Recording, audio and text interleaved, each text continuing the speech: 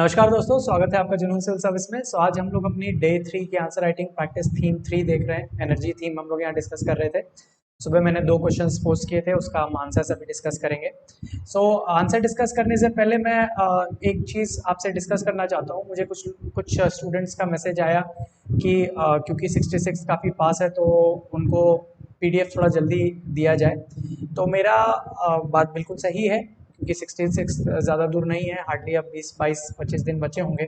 तो मेरा एक क्वेश्चन है आप लोगों से कि अगर ये वीडियो आपको उतना फ़ायदेमंद नहीं लग रहा है तो मैं डायरेक्ट पीडीएफ दे दूंगा। सुबह क्वेश्चन पोस्ट करके डायरेक्ट शाम में मैं पीडीएफ डाल दिया करूंगा। तो आप मुझे कमेंट सेक्शन में कमेंट करके बताइए कि वीडियो मुझे डालना चाहिए या नहीं डालना चाहिए, आंसर्स का जो है, क्योंकि वीडियो थोड़ा बड़ा भी हो जाता है तो मुझे लगता है कि शायद उतना समय नहीं होता है। बात सही है, बिल्कुल भी बात गलत नहीं है स्टूडेंट्स की।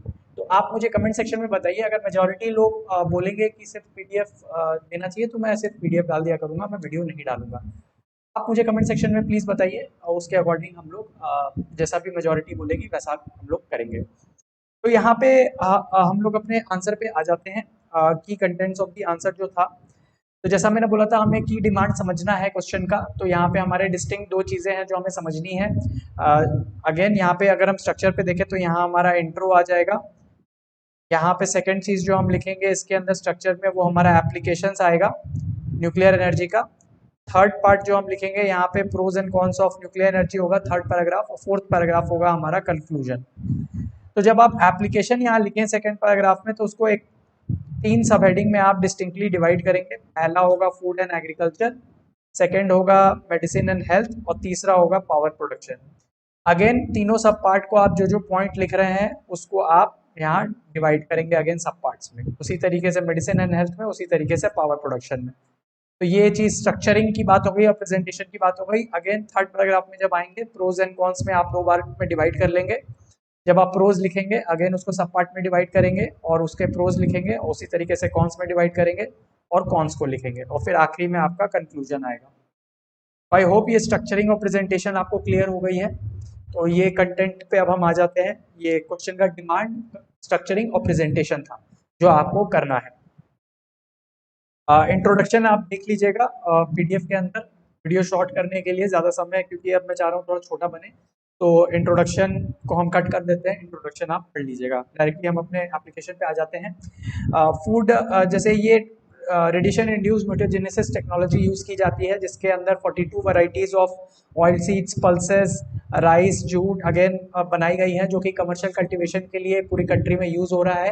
तो ये एक इम्पॉर्टेंट हमारे लिए एप्लीकेशन है फूड एंड एग्रीकल्चर में न्यूक्लियर एनर्जी का। तो ये आप अपने आंसर्स में लिख सकते हैं। 2 रेडिएशन टेक्नोलॉजी डेमोन्स्ट्रेशन है, जो कि एक वाची और नासिक में है, जो कि ईयर 2000 और 2002 में बनाया गया था। तो वो आप लिख सकते हैं अपने आंसर्स में। करेंटली 15 इरेडिएशन प्लांट्स हैं प्राइवेट सेक्टर को मिला के, जो कि फंक्शनल हैं, जो कि ये काम कर रहे हैं एग्रीकल्चर और फूड प्रोडक्ट्स के अंदर।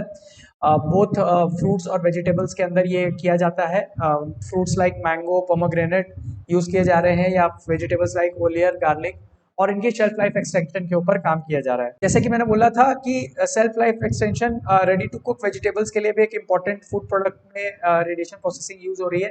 इसके अंदर एक कॉन्सेप्ट आप समझाना चाहता हूँ मैं यहाँ पे कि जब जैसे हम एग्रीकल्चर में बात करते हैं तो हम यूज करते हैं कि भाई प्रोडक्टिविटी हमने बढ़ानी है अपनी। एरिया क्योंकि लिमिटेड है जहाँ पे एग्रीकल्चर हो रहा है, तो प्रोडक्टिविटी बढ़ाने की बात होती है। बट वहाँ पे भी एक लिमिटेशन है हमारी। तो अब हम ये प्रोडक्टिविटी और एरिया बढ़ाने की भी बात क्यों कर रहे हैं? क्योंकि हमारी फूड सिक्योरिटी की बात आ जाती है। क्योंकि ये फ्रूट्स और वेजिटेबल्स जो होती है, इनकी शेल्फ लाइफ बहुत कम होती है। अगर हम इनकी शेल्फ लाइफ को ही बढ़ा दे, तो जो प्रोडक्ट पैदा हो भी रहा है और उनकी लाइफ बढ़ जाएगी, तो हमारे लिए काम आसान हो जाएगा। क्योंकि अल्टीमेटली हम प्रोडक्टिविटी क्यों बढ़ाते हैं, ज्यादा फूड क्यों चाहते हैं? क्योंकि हम ज्यादा से ज्यादा लोगों तक पहुंच सके। लेकिन अगर इनकी शेल्फ लाइफ ज्यादा होगी तो ये ऑटोमेटिकली ज्यादा दिन तक हम यूज कर सकते हैं। तो हमारा सेम प्रोडक्टिविटी लेवल पे हमारा फूड सिक्योरिटी एनहांस हो जाएगा। इसीलिए हमारे लिए एक सही एप्लीकेशन है। ये सारे Indian meat product, protein powder, इन सब में यूज होता है। तो डिटेल्स आप देख सकते हैं आंसर्स में पीडीएफ के अंदर। अगेन अगर हम आए तो ministry of food processing industry grants देती है संपदा सीएम के अंडर इन इरिडिएशन और गामा प्रोसेसिंग के लिए, रेडिएशन प्रोसेसिंग के लिए, इन फूड प्रोडक्ट्स के लिए। तो ये फाइनेंस हो गया इसका कि कहाँ से पैसा आ रहा है। मेडिसिन एंड हेल्थ के अगर आए तो 220 न्यूक्लियर मेडिसिन सेंटर्स हैं करंटली जो ऑपरेशनल है हमारे देश के अंदर, जो कि ये मेडिकल एप्लीकेशन के लिए वो यूज करते हैं। तो ये एक इंपॉर्टेंट फैक्ट है जो कि आप लिख सकते हैं अपने आंसर के अंदर। लेकिन अगर हम आए जो हमारे जो न्यूक्लियर रिएक्टर होते हैं उसके अंदर जो हमारे रेडियो आइसोटोप प्रोड्यूस होते हैं उनके नेचर पे डिपेंड करता है कि किस तरह का डायग्नोस्टिक और थेराप्यूटिक में वो यूज हो सकता है। तो वही चीज लिखी हुई है कि radio isotopes produced in the nuclear reactors is employed for medical application, और जो नेचर होता है उसके ही डिपेंड करता है कि उसकी क्या यूटिलिटी होगी। तो ये रेडियो फार्मास्यूटिकल्स के मैन्युफैक्चरिंग में ये यूज किया जाता है। तो डिफरेंट टाइप के रेडियो फार्मास्यूटिकल्स हैं जो प्रोड्यूस किए जाते हैं और उनका डिफरेंट एप्लीकेशंस हैं। तो वो कुछ एग्जांपल्स आपको अपने आंसर्स में लिखने चाहिए जो नेक्स्ट स्लाइड में हम देखेंगे। जैसे कि ये है टेक्नीटियम, एक है जो रेडियो बेस्ड ये रेडियो फार्मास्यूटिकल है। ये डिफरेंट डिजीजेस के डायग्नोसिस के लिए यूज किया जाता है। ऑर्गन्स में different renal, liver, lung etcetera cancer detection में ये यूज होता है। तो ये आप स्पेसिफिक कोट कीजिए अपने आंसर के अंदर। अगेन फ्लोरीन है रेडियो फार्मास्यूटिकल जो है यूज होता है कैंसर, कार्डियक, न्यूरो डिजीजेस के लिए। आयोडीन है, अगेन ये थायराइड रिलेटेड कैंसर के लिए ये यूज होता है।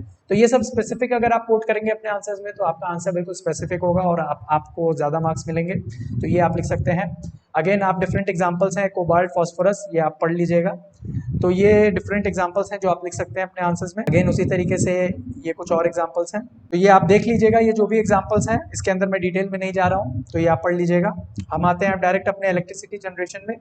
तो एज ऑफ नवंबर 2020 जो था हमारे 22 न्यूक्लियर रिएक्टर्स हैं और हमारे 7 पावर प्लांट हैं जो कि टोटल 6780 मेगावाट्स हैं। तो ये फैक्ट्स एंड डेटा आपको अपने आंसर में ज़रूर कोट करना है, जो कि टोटल 1.81% है हमारे टोटल इलेक्ट्रिसिटी जो जनरेशन कैपेसिटी है, प्रोडक्शन कैपेसिटी है उसका। तो ये आप ज़रूर लिखिए। अराउंड 3.22% ऑफ इलेक्ट्रिसिटी जनरेशन था इसका 2017 में। तो ये फैक्ट्स आप ज़रूर लिखिए अपने इलेक्ट्रिसिटी जनरेशन में। बाकी फैक्ट्स भी आपको पीडीएफ में मिल जाएंगे। तो ये कुछ चीज़ें हैं जो अगर आप लिखेंगे अपने आंसर्स में तो आपका आंसर बिल्कुल स्पेसिफिक हो जाएगा। तो ये हमारा पावर जनरेशन, इलेक्ट्रिसिटी जनरेशन हो गया। अब हम आ जाते हैं अपने प्रोज ऑफ न्यूक्लियर एनर्जी पे। तो जैसा हम जानते हैं हमारे न्यूक्लियर सिक्योरिटी, हमारे जो है नेशनल सिक्योरिटी के लिए बहुत इंपॉर्टेंट है। हमारी एनर्जी मिक्स, एनर्जी डिप्लोमेसी के लिए भी बहुत ज़रूरी है। तो ये एक इम्पॉर्टेंट हमारा फ़ायदा होता है न्यूक्लियर एनर्जी का। अगेन ये low carbon, low cost clean energy है as compare to fossil fuel, क्योंकि ये उतना ग्रीन हाउस गैस एमिट नहीं करता है। तो ये एक इसका अलग फ़ायदा है। अगेन आप ये सब पढ़ सकते हैं यहाँ पे।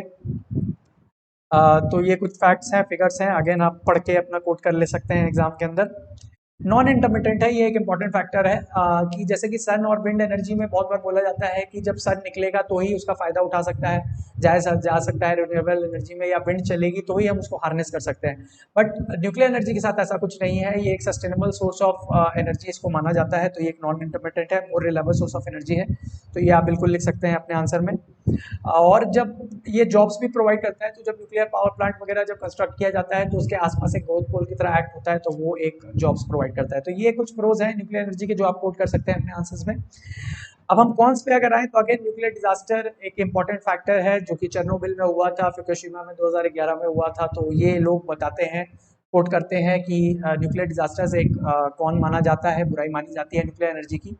अगेन हम आए, न्यूक्लियर वेस्ट एक अलग एक प्रॉब्लम माना जाता है, इशू माना जाता है, क्योंकि सेफ डिस्पोजल एक इशू माना जाता है। आसपास के एनवायरनमेंट को वो कंटामिनेट कर सकता है। तो बहुत बार इससे प्रोटेस्ट भी हम देखते हैं, बहुत बार होता है। तो वो प्रोटेस्ट वगैरह के एग्जांपल्स आप इंडिया में कहाँ कहाँ हुए हैं वो आप बता सकते हैं। तो ये एक प्रॉब्लम है न्यूक्लियर वेस्ट का। एनवायरमेंटल ग्रुप ग्रीन पीस वगैरह की एक कोट है, वो आप कोट कर सकते हैं अपने आंसर्स में। अगेन हम आए एक्सपेंसिव टू बिल्ड, एक और जो कॉन्स बोला जाता है कि बहुत महंगा है ये। 3.5 to 6 बिलियन डॉलर लगता है, बहुत बड़ी कॉस्ट होती है बनाने में। तो ये भी एक आर्गुमेंट दिया जाता है कि बहुत एक्सपेंसिव है। तो ये आप बता सकते हैं अपने आंसर्स में। डिस्प्लेसमेंट एक अनदर रीजन है कि जब एक न्यूक्लियर पावर प्लांट बनता है तो बहुत सारे लोगों को वहाँ से डिस्प्लेस करना पड़ता है। जो लोग वहाँ रह रहे हैं उनको रिहेबिटेट करना पड़ता है, तो लोग प्रोटेस्ट करते हैं। तो ये भी एक कौन है इसके लिए। तो क्योंकि जिनका घर को छोड़ना पड़ रहा है वो उनके लिए प्रॉब्लम क्रिएट करता है ये। तो ये एक अनदर इशू है। पब्लिक अवेयरनेस एक इशू है, क्योंकि लोग इसको हमेशा बहुत शक की निगाहों से देखते हैं, क्योंकि उनको लगता है उनके लिए हेल्थ रिस्क है। तो ये एक अनदर इशू है। हेल्थ रिस्क जैसा मैंने बोल ही दिया था कि पूरे एनवायरनमेंट को पोल्यूट करता है। तो ये एक इंपॉर्टेंट इशू है। कैंसर और जेनेटिक डैमेज हो जाता है, आने वाली कई पीढ़ियों तक उसका इम्पैक्ट रहता है। तो ये एक प्रॉब्लम, इसका हजार्ड माना जाता है। तो ये कुछ कौन से हैं जो आप अपने आंसर्स में लिख सकते हैं। कंक्लूजन में जब भी आप न्यूक्लियर एनर्जी का कंक्लूजन देंगे तो आपको हमेशा यही स्टैंड मेंटेन करना है कि न्यूक्लियर एनर्जी के पाथ को हम अबैंडन नहीं कर सकते। हमारे प्रेजेंट और फ्यूचर को हमें देखते हुए न्यूक्लियर एनर्जी के पाथ पे बिल्कुल आगे बढ़ते रहना है। यही कंक्लूजन आपको लिखना है। कभी आपको ये नहीं बोलना है कि नहीं न्यूक्लियर एनर्जी हमारे लिए ज़रूरी नहीं है, इस टाइप का कोई आप कंक्लूजन नहीं देना है। हमेशा आपको एक फ्यूचरिस्टिक और पॉजिटिव व्यू अपनाते हुए न्यूक्लियर एनर्जी के फायदे बताते हुए आपको बोलना है कि हमें न्यूक्लियर एनर्जी की ज़रूरत है और हमें उस पाथ पे आगे बढ़ते रहना चाहिए। तो ये था हमारा आंसर 1। आई होप आपको ये पसंद आया हो। जल्दी ही हम लोग अपने आंसर 2 के साथ आएंगे। जो मैंने वीडियो के शुरू में आपसे क्वेश्चन पूछा था, आप उसका मुझे प्लीज़ बताइएगा कमेंट में। तो जैसा भी कमेंट में मुझे व्यूज़ मिलेंगे मैं उस हिसाब से उसको आगे एक्ट करूँगा। तो ये था हमारा क्वेश्चन 1। जल्दी हम लोग क्वेश्चन 2 के साथ मिलेंगे। Thank you.